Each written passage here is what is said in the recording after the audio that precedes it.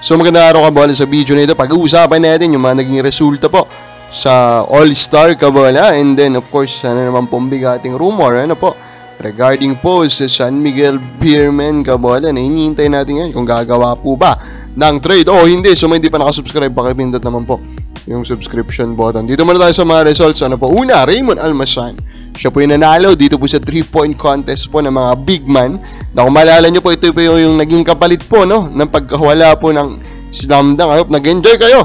Ito po yung naging kapalit ng pagkawala po ng slam dunk. So dapat in-enjoy nyo to kabola. Pero actually, if you look, halos hindi nga puno yung yung gym during this game. So parang nakakalungkot pa din na isipin, no?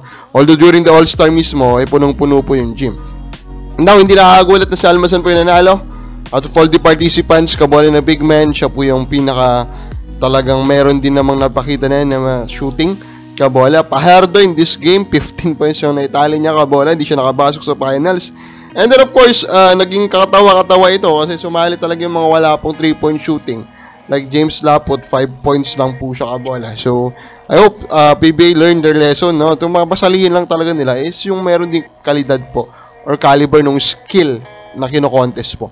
Off-Tana naman po yung nanalo doon po sa regular kabola na 3-point shootout kabola. Tinalo niya si Paul Lee to become the next po na PBA 3-point shootout champ kabola. Now, this is not that shocking. Off-Tana has been a great shooter.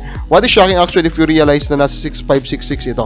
And he is arguably na one of the top 3 shooters in the league. Kaya naman talagang sobrang swerte po dito ng TNT kabola, di ba? With him at a very young age kabola, marami pa po siyang pwedeng marating kabola, and he will be the anchor of this team already moving forward. And dun sa laban po ng team greats kabola, dito po sa kalabanin po ng mga rookie, sophomore, and junior kabola, Aranya nagpakita po and led his team to a 140-33 victory. Kaya dito mapapaisip ko na lang, bakit wala siya dun sa mismong All-Star game kabola, diba? Binama niya lang itong mga nakaslaro niya dito kabola. Dapat nandun din siya sa All-Star game kasi is also putting up amazing numbers currently. And then some comments po kabola we need to talk about. Ito pong comment po ni Francis V2 kabola. Ang sabi po niya, deserving naman yan, di lang kasi starter yan, saka mababa lang minuto niya, pero proven naman na pag pinasok siya, nagpe-perform yan.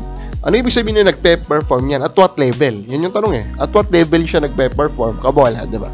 So lahat naman naman na pinapasok mo, nagpe-perform diba kabola?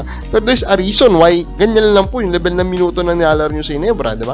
Kasi basically, if we are being logical with it, he is worse than those players po above him kabola na naglalaro, diba? Pero overall, kahit naman yung nasa Meralco siya, hindi naman siya starter hindi po ba?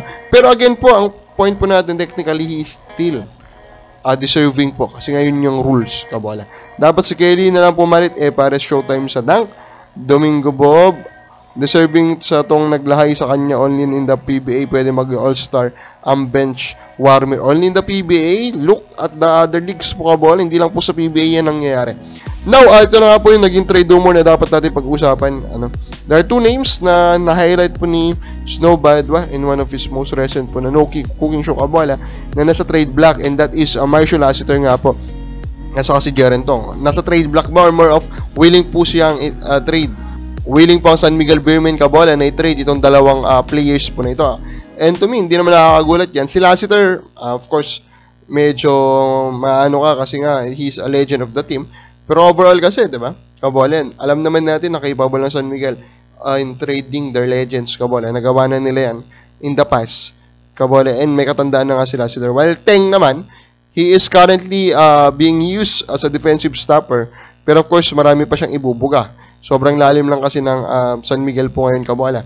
And of course, Teng, meron din niyang ego. Baka i-push niya talaga din yung sarili niya to be traded. Kabaka ba sa palagay mo? Sino kaya sa dalawang taong unang matatrade? Comment lang po sa baba.